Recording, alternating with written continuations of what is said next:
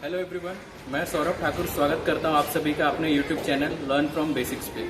तो जैसा मैंने आप सभी को लास्ट टाइम बताया था अपने इंट्रोडक्शन वाले चैनल पे कि इस पे एक जीके का सीरीज़ चलेगा, तो आज उसी जीके की सीरीज़ की हम शुरुआत करने जा रहे हैं। तो जीके का सीरीज़ का मैंने सोचा कि हम सोलर सिस्टम से चालू करते हैं ताकि हम जान सकें कि हम कहाँ हैं। सोलर सिस्टम से फिर हम पृथ्वी पे आएंगे, पृथ्वी के बाद इंडिया पे आएंगे। इस तरह से पूरा एक जीके को हम लोग कवर करेंगे, ठीक है। तो सोलर सिस्टम की शुरुआत करते हैं। तो सबसे पहला सोलर सिस्टम से हमें ये समझ में आता है कि सोलर सिस्टम आखिर होता क्या है। तो सोलर सिस्टम बेसिकली एक सिस्टम होता है जिसमें एक स्टार होता है, जिसके अराउंड समझिए अगर ये कोई स्टार है तो इसके अराउंड प्लैनेट्स रिवॉल्व करते होते हैं। इस सिस्टम को सोलर सिस्टम, इस सिस्टम को प्लैनेटरी सिस्टम बोलते हैं। अब क्योंकि हमारे सोलर सिस्टम में जो स्टार है वो हमारा सन है, ठीक है। और ये जो एक मैंने आपको प्लैनेटरी सिस्टम बताया, ये प्लैनेटरी सिस्टम के जो कलेक्शंस होते हैं उस कलेक्शन को गैलेक्सी बोलते हैं। जिसमें समझिए एक हमारा एक सौर जगत है, सौर जगत यानी solar system.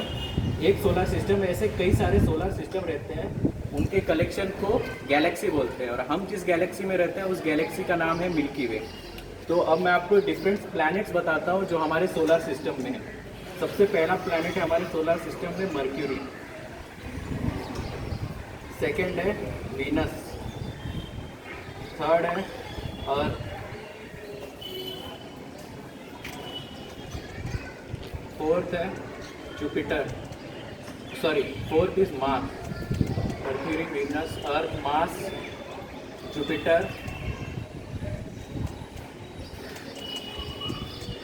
Saturn, Uranus, Neptune. पहले तो नेपच्यून जैसे कि 8 प्लैनेट है।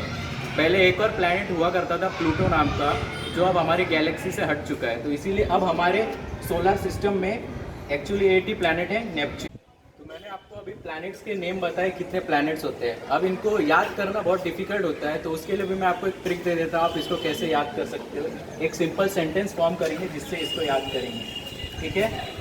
माई वेरी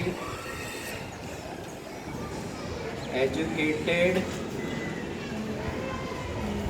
mother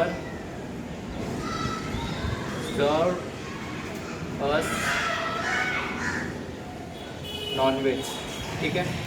तो मैंने एन से मेरे को कोई डिश का नाम याद नहीं आ रहा था, तो मैंने नॉन-वेज यूज़ किया है। अगर आपको कोई डिश पता है तो प्लीज़ कमेंट कीजिएगा so that we change the sentence. M से मर्क्यूरी, वी से वीनस, ई से अर्थ, एम से मार्स, एस से सैटर्न, यू से यूरेनस और एन से नेपच्यून। तो ये एक तरीका है my very educated mother served us nonveg, जिससे आप सारे प्लैनेट्स के नाम इजीली याद कर सकते हैं। अब सन को हम लोग ब्रीफ में जानते हैं कि सन एक्चुअली है क्या। सन हमारे सोलर सिस्टम का स्टार है, ठीक है। हर सोलर सिस्टम में एक स्टार होता है जिससे एनर्जी प्रोड्यूस होती है। तो सन वो सोर्स है एनर्जी का हमारे सोलर सिस्टम का। तो सन में एक्चुअली एनर्जी आती कहाँ से। सन जो है वो हाइड्रोजन का बना हुआ है और उसके सरफेस पे वो हीलियम में कन्वर्ट होता है।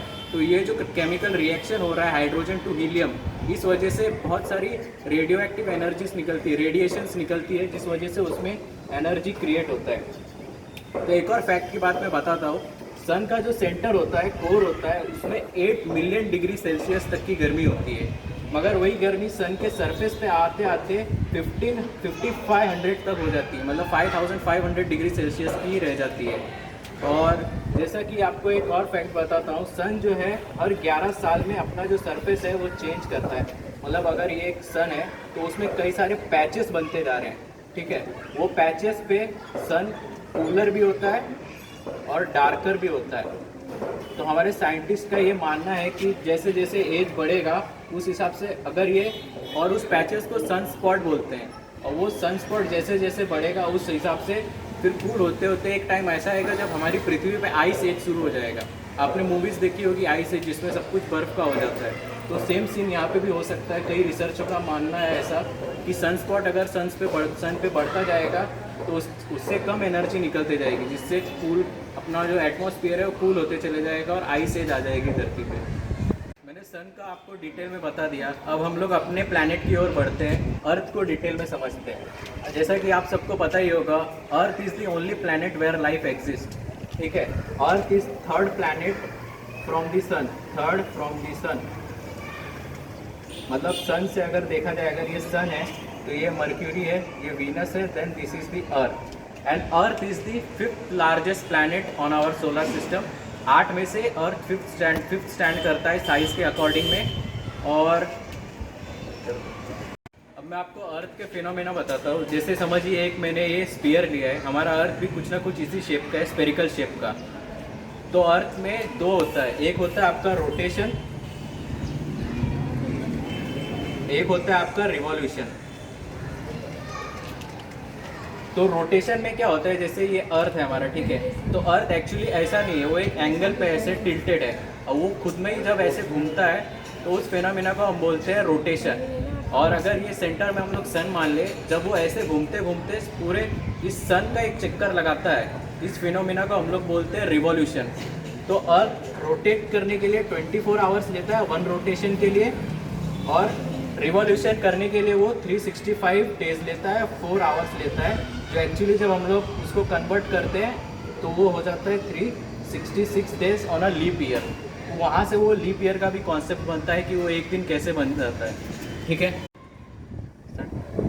तो अब हम लोग अर्थ को देखते हैं, अर्थ कैसा बना है, ठीक है। तो अर्थ का जो 71% है वो कंसिस्ट करता है वाटर, 71%, और लैंड जो है वो 29% है, ठीक है। जैसा मैंने आपको पहले ही बताया, Earth is the only planet where life exist. और जो सन से, यानी सन से जो अर्थ का डिस्टेंस है, सन से अर्थ का डिस्टेंस 150 मिलियन किलोमीटर है, 150 मिलियन किलोमीटर। तो आप 1 मिलियन मोस्टली सबको पता होगा, 10 lakh is equal to 1 million होता है। तो उस हिसाब से आप कैलकुलेट करके देख सकते हैं कि सन से अर्थ की दूरी कितनी है। फिर भी अगर रेडिएशन इतनी हीट से आ रही है तो आप समझ सकते हैं वहाँ पे कितना सोर्स है एनर्जी का। अब आपको मैं मून का कॉन्सेप्ट समझाता हूँ कि मून होता क्या है एक्चुअली। तो मून जो होता है, moon is the natural satellite of the earth. और मून का एक और चीज़ बताता हूँ, आपने मोस्टली देखा होगा मून शाइन करता है, तो वो मून की खुद की लाइट नहीं होती, वो जब सन उस पर आता है तो वो रिफ्लेक्शन से वो शाइन करता है। तो अब सेकंड क्वेश्चन ये अराइज होता है कि वो शाइन करता है तो सन का कहीं ना कहीं बहुत ज़्यादा रहता है लाइट, और मून का कहीं ना कहीं अच्छा देखने में अच्छा लगता है और सिल्वर कलर का रहता है। वैसा क्यों होता है? तो वैसा इसलिए होता है क्योंकि जब सन से निकले हुए रेज मून के लूनार सरफेस पे टकराते हैं तो वहाँ से अलग तरह से लाइट निकलती है, जिस वजह से हमें मून अलग दिखता है और सन अलग दिखता है। नहीं तो मून की खुद की कोई लाइट नहीं होती है। और मून का एक और कॉन्सेप्ट होता है phases of moon. Phases of moon मतलब आपने देखा होगा, पहले फुल मून होता है, full moon new moon day होता है। न्यू मून डे यानी हम हिंदी में उसको अमावस की रात बोलते हैं, जहाँ पे चांद हमें दिखता नहीं है। फिर वो चांद बढ़ते बढ़ते बढ़ते बढ़ते एक फेज पे आता है जहाँ पे पूरा दिखता है, ठीक है। इसको new moon full moon day बोलते हैं। फुल मून डे मतलब पूर्णिमा की रात, हिंदी में आपने सुना होगा। और फिर ये वापस घटते घटते घटते घटते घटते न्यू मून पे आता है, यानी फिर से गायब हो जाता है। तो ये जो इसको फेजेस ऑफ मून बोलते हैं, फेजेस ऑफ मून। और ये जो साइकिल हो रहा है ये 15 डेज के गैप में होते हैं, यानी वो न्यू मून से फुल मून होने में 15 डेज लेता है और फुल मून से न्यू मून होने में 15 डेज लेता है। तो ये एक मून का सर्कल होता है जिसमें वो कन्वर्ट करता है अपने आप को। तो मैं यहाँ पे अभी ये जो आपने देखा ये फर्स्ट पार्ट था इसका, जीके सीरीज़ का फर्स्ट पार्ट है सोलर सिस्टम का। अब हम लोग जो सेकंड पार्ट लाएंगे उसमें आपको सारे प्लैनेट्स डिटेल में जानने मिलेंगे, किस प्लैनेट की क्या खासियत है और कौन कौन से एक्स्ट्रा एलिमेंट्स होते हैं हमारे सोलर सिस्टम में। तो यहाँ तक आपको देखने के लिए थैंक यू।